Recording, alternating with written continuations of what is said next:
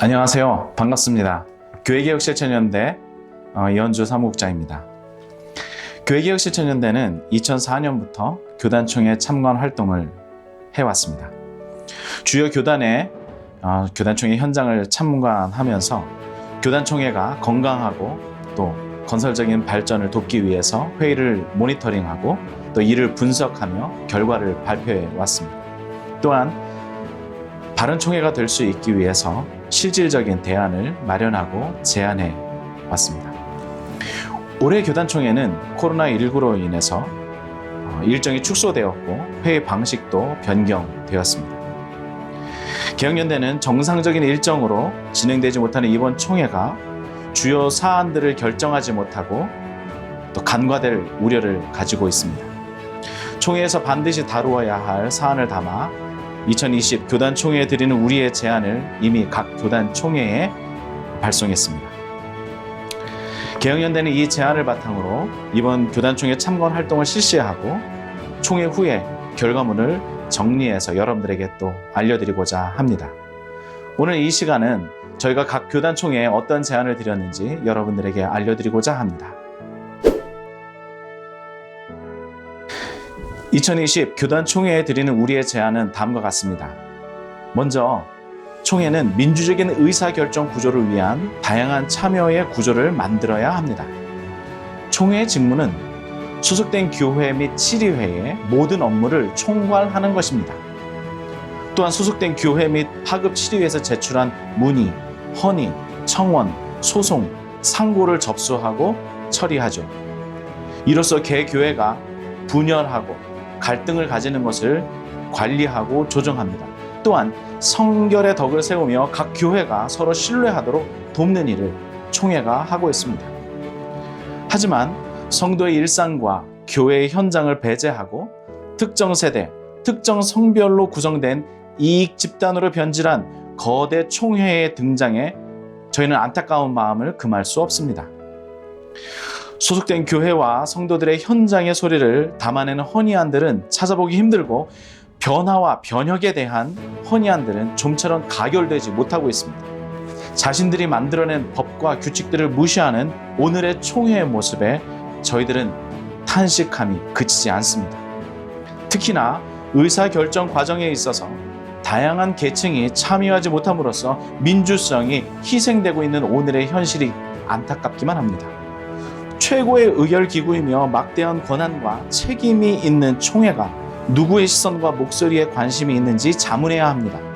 60대의 남성으로 구성된 기득권 계층이 내놓는 편향적이고 비관용적인 결과들로 인해서 교회와 교단의 혁신 그리고 세워가는 많은 일들의 장애를 초래했음을 우리는 인정해야 할 것입니다.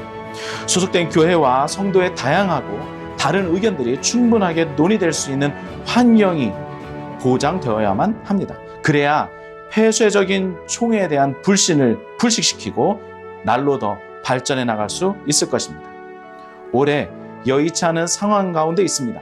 그럼에도 불구하고 다양한 연결 방식을 통해서 참여적인 총회가 될 수 있도록 노력해 주시기를 바랍니다. 두 번째는 이제 한국 사회는 감염 사회를 맞이했습니다. 이런 감염 사회 속에서 교회와 교단의 역할을 선명하게 제시해 주시는 이번 총회가 되기를 바랍니다.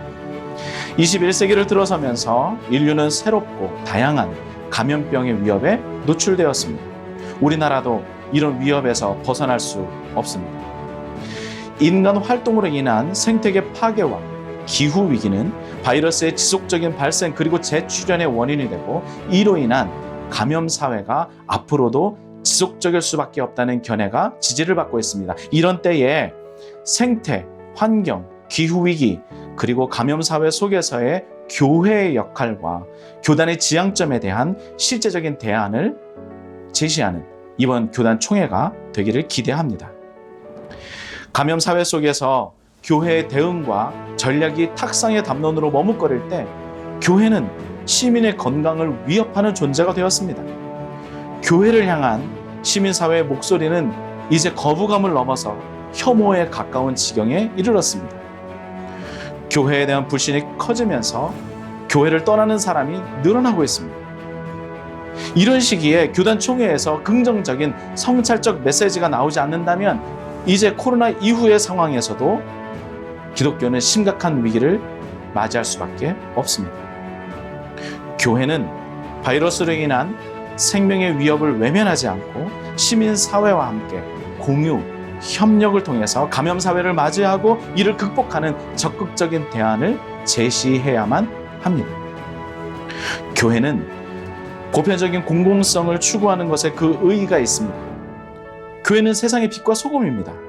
개인만을 위한 교회는 있을 수 없으며 세상을 위해 존재하지 않는 교회는 곧 사라지게 될 것입니다.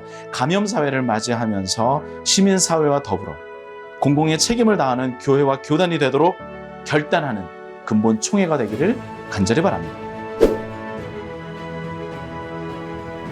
세 번째는 전광훈 씨에 대한 성찰적 선언을 기대합니다. 전광훈 씨에 대한 우려의 목소리는 어제 오늘의 일이 아닙니다. 2007년 자신이 지지하는 사람을 선거에서 투표하지 않으면 생명책에서 지워버릴 것이라고 하는 엄포를 놓을 때에도 2018년 8월 공직선거법 위반 혐의로 징역 6개월에 집행유예 2년을 선고받을 때에도 전광훈 씨가 교회와 시민사회에 악영향을 미칠 것을 이미 예견하고 우려를 표명했습니다. 이후에 한국기독교총연합회 후원금 횡령으로 고발을 당하고 2019년 백석대신총회에서 면직 제명되며 2020년 2월 공직선거법 위반으로 구속되는 연속적인 상황에서도 교회와 교단의 대응은 여전히 미온적이었습니다. 교회개혁 실천연대는 그가 그리스도의 몸된 교회의 이름으로 망언을 일삼는 것도 모자라 사회와 시민의 안녕과 생명을 위협하는 존재가 되는 모든 과정에서 이를 미연에 방지하지 못한 교회의 연대적 책임을 묻지 않을 수 없습니다.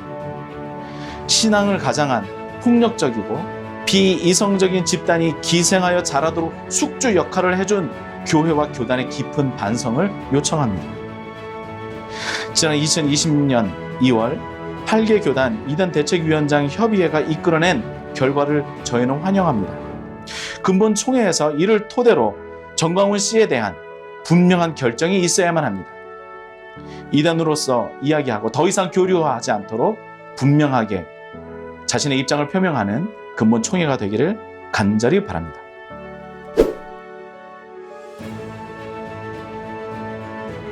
네 번째는 목회자 윤리 규정 및 처벌 규정을 제정해서 목회자 윤리 의식을 고취하고 시민 사회에서 존경받는 목회자가 많아지기를 기대합니다.